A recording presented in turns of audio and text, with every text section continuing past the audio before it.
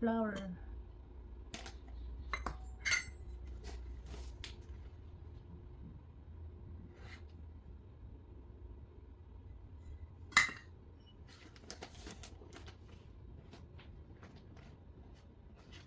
There. Mix all together.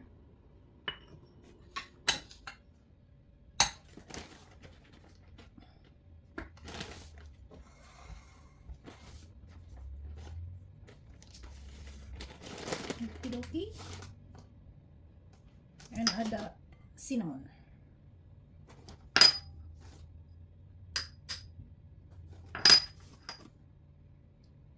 Baking powder. Asin. Mix lang natin siya lahat dyan, mga dry ingredients.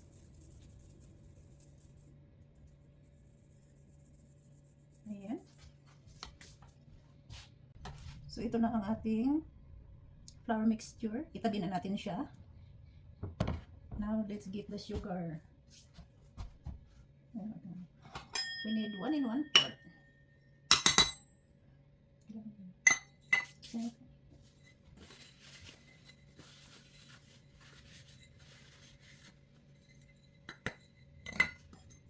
Mag-measure tayo ng 1 and 1/4 cup sugar. Hindi na natin siya kailangan. Lagay natin dito ng ating sugar.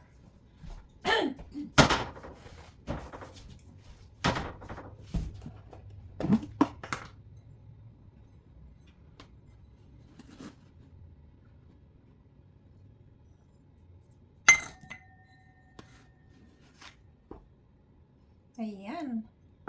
Set aside.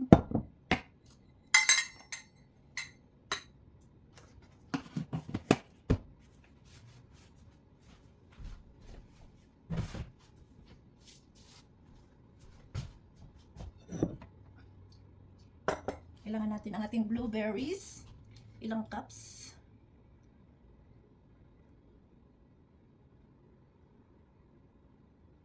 Blueberries. Kailangan natin ng 1.5 cup. Ayan. Lagay natin dito. Ang ating blueberries. So, 1/2 cup. Frozen siya, guys. Okay lang. Ituto natin siya dyan.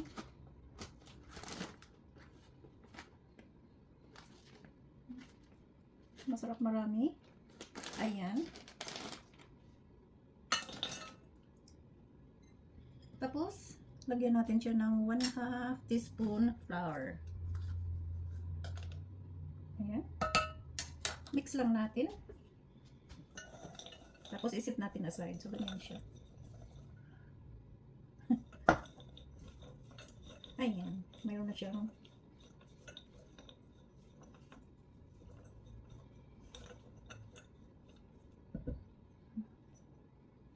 tabi natin siya dyan.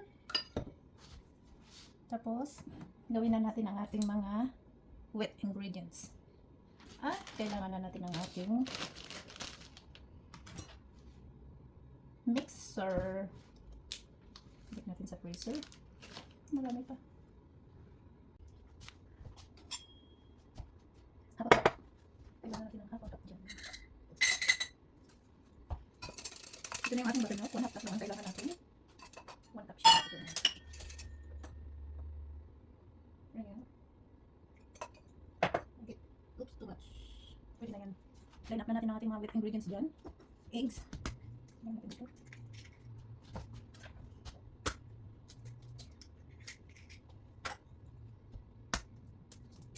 Ayan.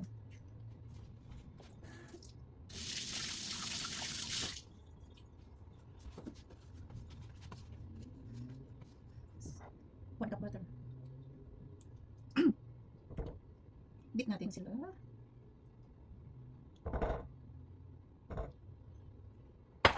Ito. Ang mixer na lang gamitin natin, guys. Ayan natin siya.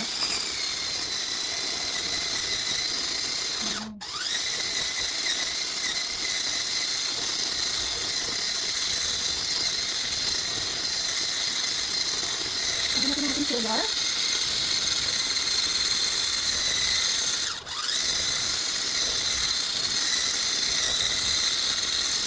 Ayan. Galing ah.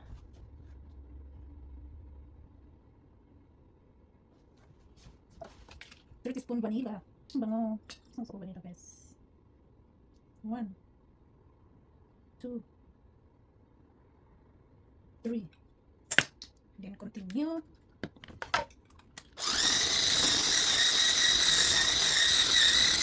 Tapos itlog. Nabig at a time.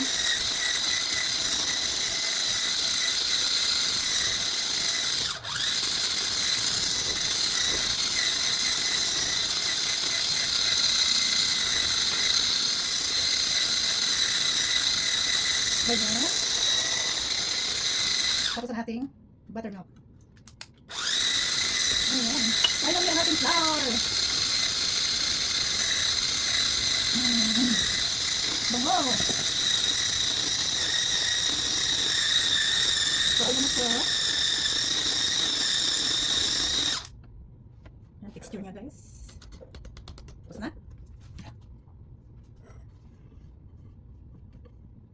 And the blueberry, that's the name of the game. So, half texture lang ang ilagay natin kasi ang half is going on top. Fold lang natin siya. So, this is for topping. Fold lang natin yung ganyan. Ayan na siya. Fold lang natin ang mabuti para mag-ano sa ating mag-mix ng mabuti, even ang ating cake. So, there you go. Lagay na natin sa ating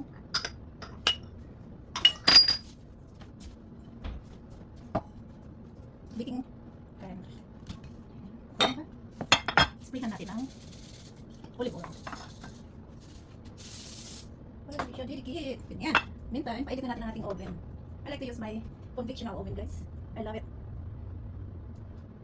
Bake 375. Okay.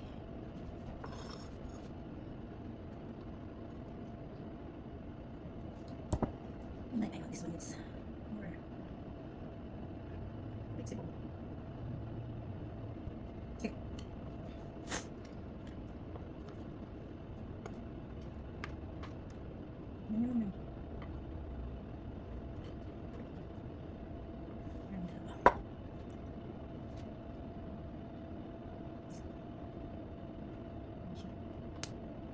Simplin.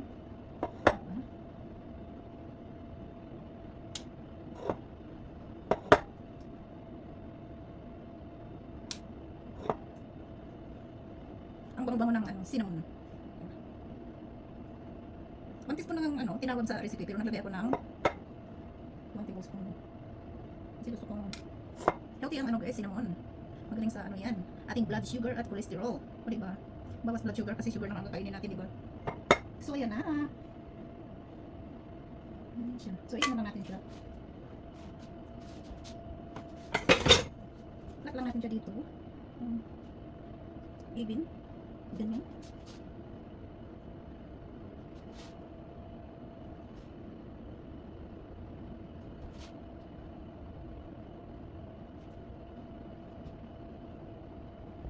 So ayan. Ito nga ng dalawa. Ayan. Balik sa ating counter.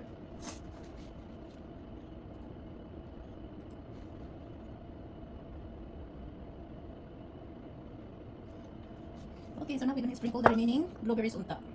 Just like that, guys. Perfect.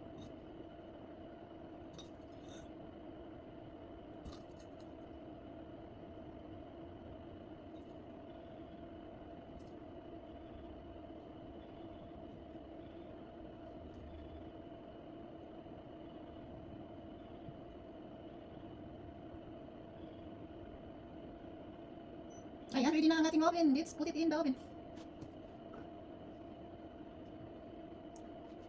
Ready na siya sa oven, guys. Oops. Ano natin ang ating wrap sa gitna. Gitna. In the middle. Like that. Okay. See you in 30 minutes.